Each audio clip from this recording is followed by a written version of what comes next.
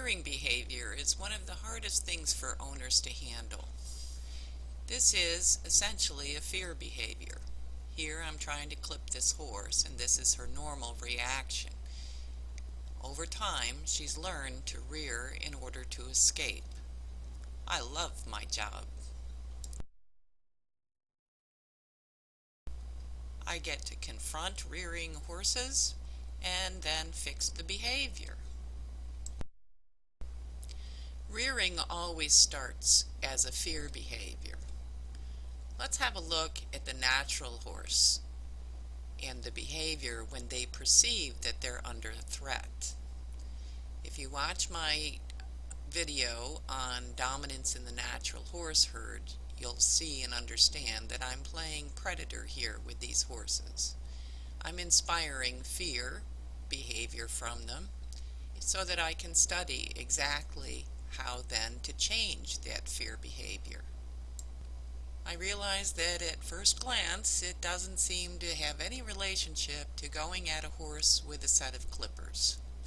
But horses are very predictable in their response, and the inanimate object doesn't actually even mean anything to them.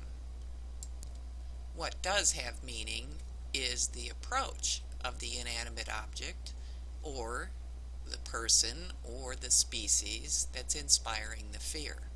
It's all about movement. These horses are not afraid of me, they're afraid of why I'm moving the way I am. I can change their behavior based on changing my movements and my body position. Down and low elicits calm. Walking toward a horse that's a bit suspicious or on the alert, and even leaning in, causes them to go away from me. Turning my shoulders and releasing all amount of pressure, even to the extent of crouching down, brings them directly to me. They're no longer afraid. They're not even suspicious. Actually, they all start crowding around me in order to be able to investigate me a little closer. These horses are demonstrating the alert behavior. That is, they're perceiving that there's a threat and they want to evaluate it. This horse is demonstrating the alert stance too.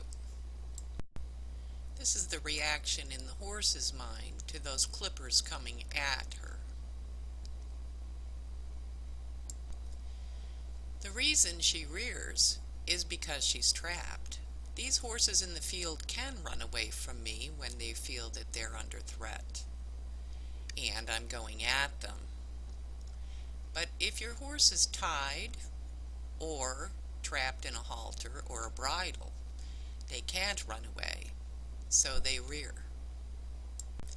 I can provoke rearing by using those same exact movements toward and at the horse. It's required here because I must elicit the behavior from her so that I can then change her behavior. Her behavior initially started out as fear many years ago in reaction to deworming syringes coming at her, clippers, and every time she's trapped in cross ties, she would get frightened and snap back, rear up and snap the ties. Over time, horses learn that behavior and then use it at the appropriate times that they're looking for an escape. She rears every time that she feels a lot of pressure on that halter. So now I've changed her perceptions about rearing and shown her that she's not trapped. And by turning my shoulders and releasing pressure at the appropriate times, she now knows to stay on the ground. Her avoidance tactic here is no longer working. This time, when I put full pressure on that lead line, she doesn't even attempt to go up.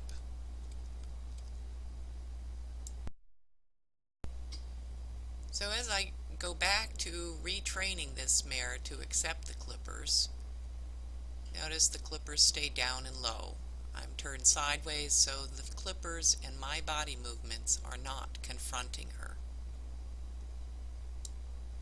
When she fully understands the process of clipping, then it won't matter what direction you come at her with the clippers, because she will have already understood that she's not going to be hurt by them. In a matter of about another 5 or 10 minutes, the mare you see is standing willingly while I'm clipping. I'm not holding her at all. This is totally her choice. She is now willingly engaged and not frightened of the clipper process any longer. Watch for my soon-to-be-released new DVD short on clipping the problem horse.